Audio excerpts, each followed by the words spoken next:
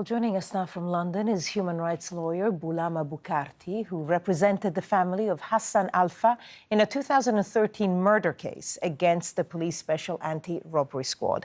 Sir, thank you so much for joining us here on Al Jazeera. Before looking at the issue more widely, I'd like for you to tell us just specifically about that case, the Hassan Alfa case. What was the judgment? Because it was 2013, so quite a few years ago. What was the judgment from the courts and what happened then? Yeah, thank you very much for having me. The judgment in that case was very clear that Hassan was killed as a result of the beating he received at the hands of SAS officers in Kano. And the court ordered that the police pays 10 million naira as compensation to the family, renders public apology to the family, and that the Inspector General of Police should do something about the police officers involved in the killing of Hassan. Now, the police officers involved were joined in the case. They were named. We named them in the court processes, and one of them was the officer in charge of SAS. But none of those orders given by the court was carried out by the police. They did not comply with any of the orders. In fact, instead of investigating and prosecuting the police officers involved, the next thing we had was that the officer in charge who supervised the killing of the deceased had been promoted to become the head of SAS at the national headquarters in Abuja. So he was rewarded for killing this young man who was 24 years old and had been admitted to the American University of Cairo. He was reported to them weeks before he left for Cairo, and he was killed, but they got rewarded for it by being promoted to become the head of SAS in Abuja. And today, that man is in the inner cycle of the Inspector General of Police of Nigeria. I am assuming that when none of the things that the court ordered be done were done, you, the family, appealed, complained. What happened to those complaints? We appealed. We wrote an appeal to the Inspector General of Police, which was never acknowledged, and no action was taken in that respect.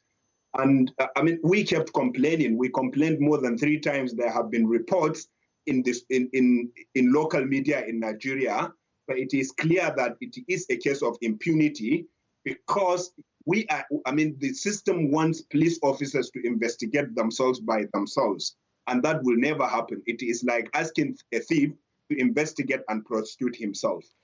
Unfortunately, the case of Hassan Alfa is far from being unique, as we can see from the protests that continue now for days in Nigeria. So what do you think is different this time? We've seen social media be mobilized as well, the hashtag #EndSARS. Are you confident that the changes or the protests this time will yield to changes, which, in your words, is not a reform, really? You're talking about disbanding the corps.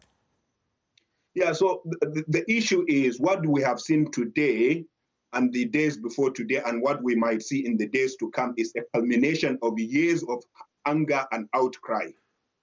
Most of the Nigerians you see pouring out to the streets today are people who have never protested in their lives. But they are protesting this time around because they have either been victims or they know people who have been victims of SAS.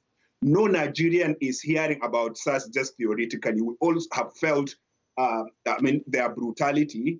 Hassan's case is just one of the cases I have prosecuted against SAS. There are many others, and I have personally been threatened by them physically and through phones and other devices. And I can tell you, every Nigerian feels it.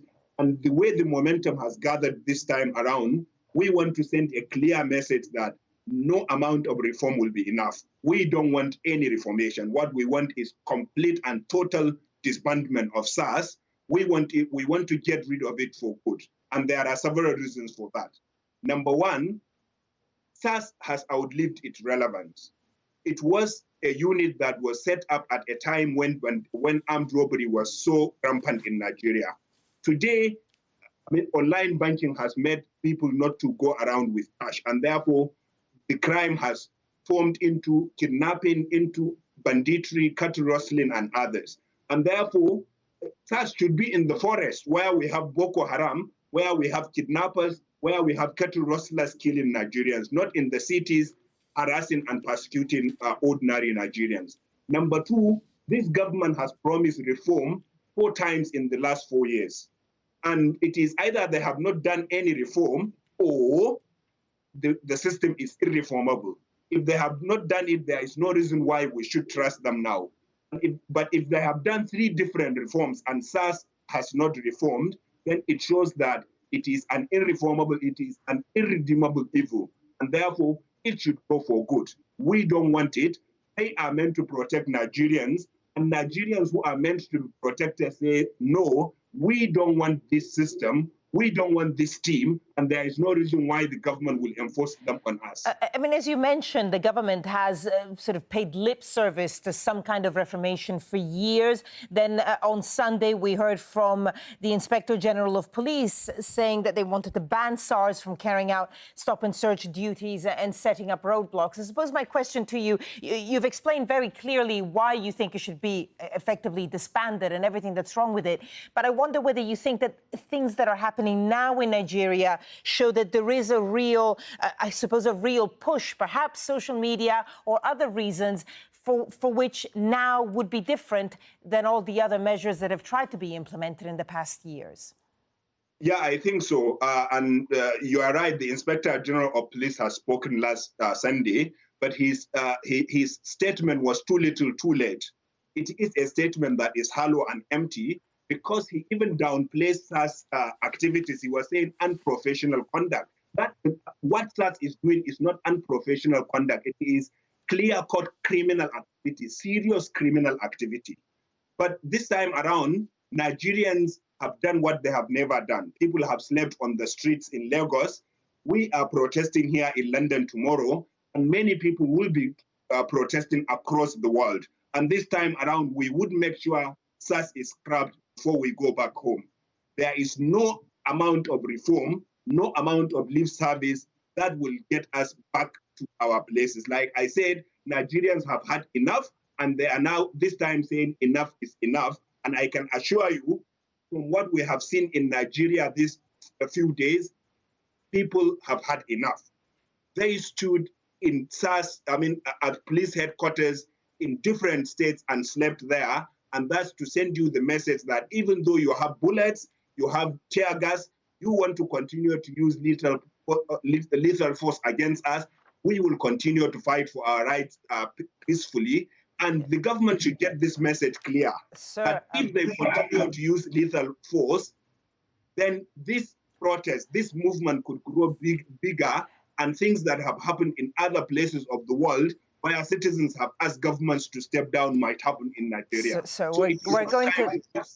It is not time for reform. It is time to scrap SARS. Bulama, Bukarti, sir, I'm so sorry. We're going to have to leave it there, but it is a story that we are following closely at Al Jazeera, so we're going to see how it develops. For the moment, though, human rights lawyer Bulama Bukarti, thank you so much for sharing your views with us here. Thank you. Thank you very much for having me.